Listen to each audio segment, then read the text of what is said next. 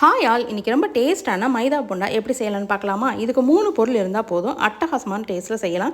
Evening ஸ்நாக்ஸ்க்கு வந்து இது நல்லாயிருக்கும். அது எப்போவாவது ஒரு டைம் எடுத்துக்கலாம். 2 பெரிய பவுல் அளவு வந்து மைதா மாவு எடுத்துகிட்டு ஒரு 1/4 டீஸ்பூன் வந்து ஏலக்காய் தூள் சேர்த்துட்டு வெல்லம் வந்து நான் பச்சை தண்ணியில் ஊற்றி கரைச்சி வச்சுக்கிட்டேன். இது வந்து சுடுதண்ணியில் போட்டு நீங்கள் வந்து காய்ச்ச வேண்டாம். நீங்கள் அந்த மாதிரி ஊற்றி பண்ணிங்கன்னா மாவு தரலையாக வரும். நீங்கள் வந்து பச்சை தண்ணியிலே வந்து வெல்லத்தை போட்டு கரைச்சி இந்த மாதிரி கொஞ்சம் கொஞ்சமாக ஊற்றி பண்ணிச்சுக்கோங்க. இந்த பதத்துக்கு வந்தோடனே நீங்கள் ஒரு 10 நிமிஷம் வந்து மாவு செட் ஆகட்டும், நீங்கள் வச்சுருங்க தனியாக. இப்போ வந்து நீங்கள் ஸ்டவ்வில் வந்து கடாயை வச்சுட்டு எண்ணெய் ஊற்றிட்டு எண்ணெய் காயட்டும். எண்ணெய் காஞ்சதுக்கப்புறம் இங்கே வந்து மாவும் வந்து செட் ஆயிடுச்சு. இப்போ வந்து நீங்கள் கையிலே எடுத்து இந்த மாதிரி நீங்கள் போட்டுக்கலாம். நீங்கள் வந்து ஒரு பேட்சில் வந்து ஒரு 10-12 போட்டுக்கலாம். இந்த அளவு நீங்கள் கடாயை வச்சிங்கன்னா வந்து இது வந்து ரொம்ப ஒட்டவும் செய்யாது, சீக்கிரமாகவும் வந்து உங்களுக்கு வெந்துடும். இப்போ பாருங்கள், நம்ம போட்ட உடனே வந்து ரெடி ஆயிடுச்சு. கலர் வந்து மாறிடுச்சு. இப்போ நீங்கள் வந்து திருப்பி போட்டுட்டு இதையும் வந்து ஒரு டைம் வந்து வேக விடுங்க. அவ்வளோதான், ஈஸியாக ரெடி ஆயிரும்.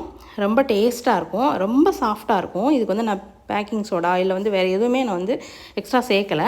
அந்த அளவுக்கே வந்து நல்லா சாஃப்டாக பஞ்சு மாதிரி வந்துருச்சு. நீங்களும் ஒரு தடவை வந்து இது மாதிரி செஞ்சு பார்த்துட்டு கமெண்ட்டில் சொல்லுங்கள். நம்ம சேனல் பிடிச்சிருந்துச்சுன்னா ஒரு லைக் கொடுத்துட்டு ஷேர் கொடுத்துட்டு சப்ஸ்கிரைப் பண்ணிக்கோங்க ஃப்ரெண்ட்ஸ். தேங்க்யூ.